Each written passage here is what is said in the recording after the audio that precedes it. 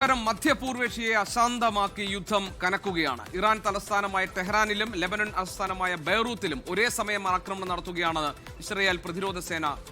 ഇറാന്റെ വ്യോമതാവളങ്ങളും IRGCയുടെ command centre ഉൾപ്പെടെ തകർത്തുവെന്ന് അമേരിക്കയും വ്യക്തമാക്കി. അതേസമയം ഇറാനെതിരെയുള്ള സൈനിക നടപടിയിൽ അമേരിക്കൻ സ്റ്റേറ്റ് സെക്രട്ടറി മാർക്കോ റൂബിയോയുടെ വിചിത്രവാദം ചർച്ചയാവുകയാണ്. ഇസ്രയേൽ ഇറാനെ ആക്രമിക്കുമെന്ന് മനസ്സിലാക്കി ഇറാൻ അമേരിക്കയെ ആക്രമിക്കുമെന്നും കരുതി. അതിനാലാണ് അമേരിക്ക ആദ്യം ഇറാനെ ആക്രമിച്ചതെന്നായിരുന്നു ആ പ്രതികരണം.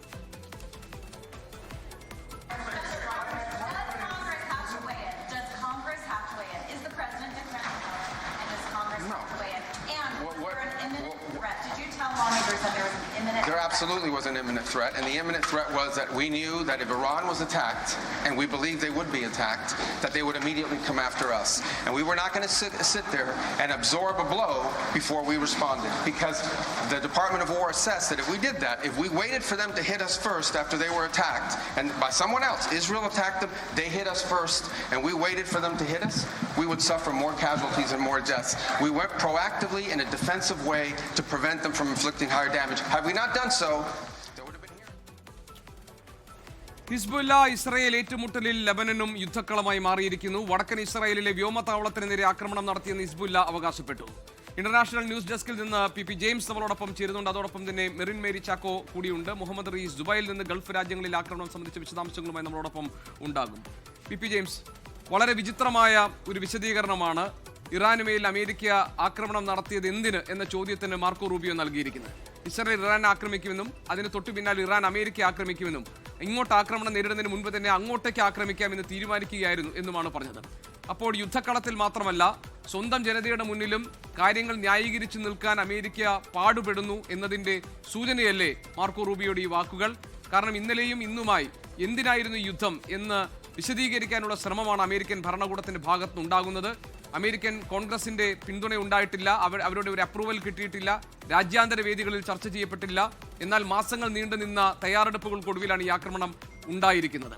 ഇസ്രായേൽ മാത്രം ഗുണഭോക്താവായി മാറുന്ന ഈ ആക്രമണത്തിൽ ഇസ്രായേലിന്റെ താല്പര്യങ്ങൾക്ക് വേണ്ടി അമേരിക്ക അതിന്റെ ഭാഗമായി എന്ന വിലയിരുത്തലല്ലേ പൊതുവിലുള്ളത്? അങ്ങനെയാണെങ്കിൽ ഈ ന്യായീകരണം കൊണ്ട് ട്രംപിന് സ്വന്തം ജനതയ്ക്ക് മുന്നിൽ പിടിച്ചു നിൽക്കാൻ കഴിയുമോ? ഗോപി, അമേരിക്കൻ സ്റ്റേറ്റ് സെക്രട്ടറി, അമേരിക്കയിൽ 2ാം സ്ഥാനത്തുള്ള ആളാണ്. ചീഫ് എക്സിക്യൂട്ടീവ് പോലെ പ്രസിഡന്റിന് കീഴിൽ വർക്ക് ചെയ്യുന്ന ആളാണ്. മാർക്കോ റൂബിയോ പോലെ ഒരുപക്ഷെ വേണ്ടത്ര എക്സ്പീരിയൻസ് ഇല്ലാത്തത് കൊണ്ടായിരിക്കും ഇങ്ങനെ ഒരു പ്രതികരണം നടത്തിയത്. പക്ഷെ ഒരു കാര്യം വളരെ വ്യക്തമാണ്.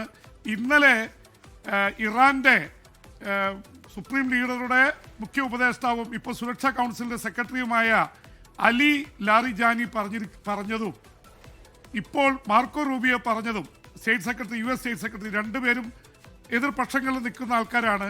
ഏതാണ്ട് സമാനമാണ്. ലാറിജാനി പറഞ്ഞത് ട്രംപിന് നേരത്തെ അമേരിക്കയായിരുന്നു ഫസ്റ്റ്, ഇപ്പോൾ അമേരിക്കയല്ല ഇസ്രായേലാണ് ഫസ്റ്റ്. അമേരിക്കയല്ല ഈ ആക്രമണത്തെ തീരുമാനിച്ച ഇസ്രായേലാണ്. ഇസ്രായേലിന്റെ പിറകെ ഇസ്രായേലിന്റെ ഫസ്റ്റ് എന്ന് പറഞ്ഞ് ട്രംപ് നെതന്യാഹുവിന്റെ പിന്നാലെ നിൽക്കുകയാണ് എന്നാണ് ഇറാൻ പറഞ്ഞത്. എന്ന് വെച്ചാൽ ഇത് അമേരിക്ക നേരിട്ട് ആക്രമിക്കാൻ തീരുമാനിച്ചതല്ല, ഇസ്രായേലിന്റെ നെതന്യാഹുവിന്റെ നിർബന്ധത്തിന് വഴങ്ങി നടത്തിയതാണെന്നാണ് ലാറിജാനി. ഇപ്പോൾ യുദ്ധമുഖത്ത്, ഇറാന്റെ യുദ്ധമുഖത്ത് കാര്യങ്ങൾ നിയന്ത്രിക്കുന്ന പ്രധാനികളിൽ ഒരാൾ ലാറിജാനിയാണ്. ഇപ്പോൾ അതിന് സമാനമായ ഒരു മറുപടി അമേരിക്ക പറഞ്ഞിരിക്കുന്നു. അമേരിക്കയ്ക്ക് ഇതിൽ പങ്കില്ല. അമേരിക്ക എത്ര വിചിത്രമായ വാദമാണ്. ഇസ്രായേൽ കയറി ഇറാനെ ആക്രമിച്ചാൽ ഇറാൻ ഇസ്രായേലിനെ അടിക്കുന്നതോടൊപ്പം അമേരിക്കയെ കൂടി ആക്രമിക്കും. അത് മുൻകൂട്ടി കണ്ടുകൊണ്ട് പ്രീ എംപ്റ്റീവ് സ്ട്രൈക്ക് എന്ന രീതിയിലാണ് ഇസ്രായേലിന്റെ കൂടെ കൂടിയതെന്ന് പറയുമ്പോൾ സ്വയമായിട്ട് അമേരിക്കയ്ക്ക് നട്ടലില്ല എന്ന് പറയേണ്ടി വരും. എന്തായാലും സ്റ്റേറ്റ് സെക്രട്ടറിയെ പോലെ ഒരാൾ ഇങ്ങനെ സംസാരിക്കുന്നത് വളരെ വിചിത്രമായിരിക്കുന്നു. ഗോപി, അതിനിടയിൽ ഇപ്പം വലിയ തരത്തിലുള്ള ആക്രമണമാണ് ഇറാൻ ഇന്ന് രാവിലെ മുതൽ നടത്തിക്കൊണ്ടിരിക്കുന്നത്.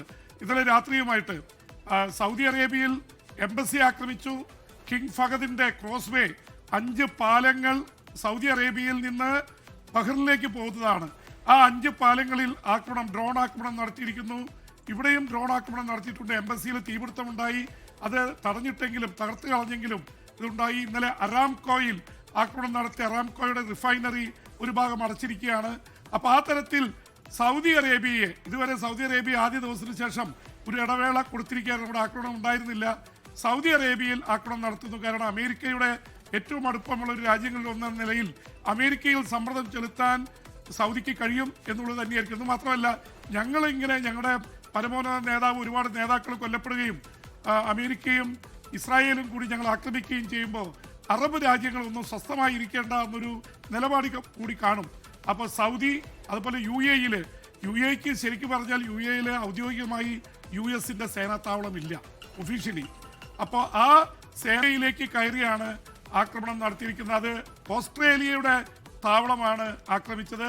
ഓസ്ട്രേലിയ യുദ്ധം ആരംഭിക്കുന്നതിന് മുമ്പ് വരെ ഇസ്രായേലിനെതിരെയും അമേരിക്കയ്ക്കെതിരെ മഹായുദ്ധത്തിലും ആദ്യഘട്ടത്തിൽ പ്രൈമായിട്ട് പങ്കെടുത്ത രാജ്യങ്ങളെക്കാൾ കൂടുതൽ ഇപ്പോൾ ഈ യുദ്ധത്തിൻ്റെ ഭാഗമായിരിക്കുന്നു എന്നുള്ളതാണ്. ഒന്നാം ലോക മഹായുദ്ധത്തിൽ പങ്കാളികളായിരുന്നത് 10 രാജ്യങ്ങളാണ്. 10 രാജ്യങ്ങൾ എന്ന് പറയുമ്പോൾ ഫ്രാൻസ്, ബ്രിട്ടൻ, റഷ്യ, US, അതുപോലെ ഇറ്റലി, അമേരിക്കയുടെ പേര് കാര്യമായിട്ട് വരുന്നില്ല. ബ്രിട്ടൻ എന്ന് പറയുമ്പോൾ ബ്രിട്ടീഷ് എംപയർ ആണ്. അതിൽ കാനഡയും അതുപോലെ തന്നെ ഓസ്ട്രേലിയയും ന്യൂസിലൻഡും ഇന്ത്യയും ഉണ്ട്. അന്ന് ഈ ഇന്ത്യ അടക്കമുള്ള രാജ്യങ്ങൾ ബ്രിട്ടീഷ് കോളനി ആയിരുന്നു. 10 രാജ്യങ്ങളാണ്. സെൻട്രൽ പവർ എന്ന രാജ്യത്ത് Germany, Austria, Ottoman Empire and Bulgaria, ഇതായിരുന്നു 1914 മുതൽ 18 വരെയുള്ള ഒന്നാം ലോക മഹായുദ്ധത്തിൽ മൊത്തം 10 രാജ്യങ്ങൾ. വേൾഡ് വാർ 2 പങ്കെടുത്തത് പ്രധാനമായി 7 രാജ്യങ്ങളാണ്. UK, USA, Soviet Union, China. അവർ വേൾഡ് വാർ 2 സഖ്യകക്ഷികളും. എതിർത്ത ആക്സിസ് പവറിൽ ജർമ്മനി, ഇറ്റലി ആൻഡ് ജപ്പാൻ. അപ്പം ഇത് 10ഉം 7ഉമായിരുന്നു. പക്ഷേ ഇപ്പോൾ ഒരു വേൾഡ് വാർ തുടങ്ങിയിട്ടില്ല. പക്ഷെ അതിനു മുമ്പ് തന്നെ വന്നിരിക്കുന്ന പേരുകൾ 15 രാജ്യങ്ങൾ, ഗൾഫ് രാജ്യങ്ങളുണ്ട്, ഇസ്രായേലുണ്ട്, അമേരിക്കയുണ്ട്, ഗൾഫ് രാജ്യങ്ങളും അടക്കമുള്ള രാജ്യങ്ങൾ. ബ്രിട്ടൻ ആക്രമിക്കപ്പെട്ടിരിക്കുന്നു, അതിന് സൈപ്രസിൽ. ഈ തരത്തിൽ ഒരു മൂന്നാം ലോക മഹായുദ്ധത്തിലേക്ക് കാര്യങ്ങൾ പോകുമെന്ന ചോദ്യമുണ്ട്. കാരണം ഇവിടെ പി ജെയിംസ് അതിനിടയിൽ ഒരു കാര്യം ചോദിക്കട്ടെ. ഇപ്പോൾ ഇസ്രായേൽ വ്യക്തമാക്കുന്നത്, അല്ലെങ്കിൽ ബെഞ്ചമിൻ നെതന്യാഹു വ്യക്തമാക്കുന്നത്, യുദ്ധം അധിക നാൾ നീണ്ടു പോകില്ല, ഇറാനിൽ ഞങ്ങൾ എന്താണോ ഉദ്ദേശിച്ചത് അത് വളരെ പെട്ടെന്ന് തന്നെ നടപ്പായിക്കൊണ്ടിരിക്കുന്നു എന്നതാണ്. ഇപ്പോൾ താങ്കൾ നേരത്തെ സൂചിപ്പിച്ചതുപോലെ തന്നെ വളരെ വിചിത്രമായ ഒരു വാദമാണ് അമേരിക്കയുടെ സ്റ്റേറ്റ് സെക്രട്ടറി മാർക്കോ റൂബിയോയിൽ നിന്ന് നമുക്കുണ്ടായത്. എന്ന് പറഞ്ഞാൽ അമേരിക്കയിലെ ജനതയെ തന്നെ ഈ യുദ്ധം എന്തിനായിരുന്നു എന്ന് ബോധ്യപ്പെടുത്താൻ ഡൊണാൾഡ് ട്രംപ് പാടുപെടുന്നു എന്ന് വ്യക്തമാവുകയാണ്. അങ്ങനെ ഒരു സാഹചര്യത്തിൽ നീണ്ടുപോകുന്ന ഒരു യുദ്ധം എന്നത് ഇസ്രയേലും അമേരിക്കയും യഥാർത്ഥത്തിൽ ആഗ്രഹിക്കുന്നുണ്ടാകുമോ? ഒരു കാര്യം ഗോപി, നേരത്തെ മാർക്കോ റൂബിയോ പറഞ്ഞ പോലെ ഒരു വിചിത്രവാദമാണ് ഇസ്രായേലി പ്രധാനമന്ത്രി ബെഞ്ചമിൻ നെതന്യാഹു നടത്തിയത്. ഗോപി, നമുക്ക് വളരെ എല്ലാവർക്കും അറിയാം, അഫ്ഗാനിസ്ഥാനിലെ താലിബാന് നേരെ അമേരിക്ക ആക്രമണം നടത്തിയപ്പോൾ 3 ആഴ്ച കഴിഞ്ഞ് കംപ്ലീറ്റ് നിരപ്പാക്കുന്ന രീതിയിൽ ആക്രമിച്ചിട്ടാണ് ചെറിയ സേനയുള്ള അഫ്ഗാനിസ്ഥാനിൽ അവിടെ കരയുദ്ധം ആരംഭിച്ചത്. അപ്പോൾ ഈ കരയുദ്ധം ഇല്ലാതെ അവിടെ കയറി ഈ ഭരണമാറ്റം ഉണ്ടാവില്ല എന്ന് ഉറപ്പാണ്. അപ്പോൾ എങ്ങനെയാണ് യുദ്ധം തീരാൻ പോകുന്നത്? ഇയാൾ പറയുന്നതിൽ വാദത്തിന് യാതൊരു തരത്തിലുള്ള ന്യായവുമില്ല. കാരണം ഇപ്പോഴാണ് ട്രംപ് പറയുന്നത് വേണ്ടി വന്നാൽ ഞങ്ങൾ കരയുദ്ധത്തിന് തയ്യാറാണ്. പക്ഷേ കരയുദ്ധത്തിന് അമേരിക്കയുടെ കൈവശമുള്ളത് ഗോപി 40,000 സേനയാണ്. ഇസ്രായേലിന്റെ കയ്യിൽ 1-2 ലക്ഷം 3 ലക്ഷം ഒക്കെ മാക്സിമം ഇറക്കാൻ പറ്റും. പക്ഷെ 6,60,000 വളരെ ട്രെയിൻഡ് ആയിട്ടുള്ള സേനയും അതുകൂടാതെ റിസർവ് സേനയുമുള്ള ഇവിടേക്ക് കാലെടുത്ത് വെച്ചാൽ, പ്രത്യേകിച്ച് ഇറാനെ സംബന്ധിച്ചിടത്തോളം ഇറാൻ പശ്ചിമേഷ്യയിലെ ഏറ്റവും ശക്തമായ സൈനിക രാഷ്ട്രമാണ്. ഇറാഖുമായിട്ട് വർഷങ്ങളോളം യുദ്ധം ചെയ്തു. ഇപ്പോൾ പ്രക്ഷോഭകാരികൾക്കെതിരെ ഈ ആക്ട് ചെയ്യുന്നതൊക്കെ ഇപ്പോൾ വളരെ സജീവമായൊരു സൈന്യത്തിന് നേരെ, പ്രത്യേകിച്ച് അവരെ പരമോന്നത നേതാവും ഇവരൊക്കെ കൊല ചെയ്യപ്പെട്ടതിൽ റവല്യൂഷണറി ഗാർഡ്സ് അടക്കം തിളച്ചു നിൽക്കുകയാണ് പ്രതികാരദായികളായിട്ട്. അവർ ഹോർമൂസ് കടലിടുക്ക് തടഞ്ഞ് കപ്പലുകൾ കത്തിക്കാൻ നിൽക്കുകയാണ്. 14 രാജ്യങ്ങളിലേക്ക് ആക്രമണം നടത്തിക്കൊണ്ടിരിക്കുന്നു. അങ്ങനെ ഒരു സേനയെ നേരിടാൻ പോയാൽ 10,000-കണക്കിന് അമേരിക്കൻ സൈനികർ കൊല്ലപ്പെടും, വിയറ്റ്നാമിലൊക്കെ സംഭവിച്ചതുപോലെ.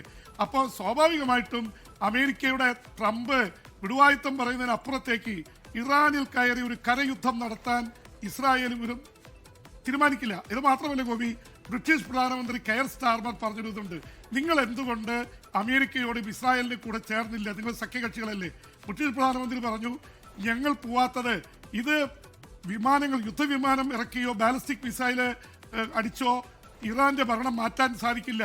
അവിടെ കരയുദ്ധം നടത്തണം. കരയുദ്ധം നടത്താനുള്ള കപ്പാസിറ്റി ഇപ്പോഴത്തെ ഇതിലെ എണ്ണം അവിടെ ഇല്ല.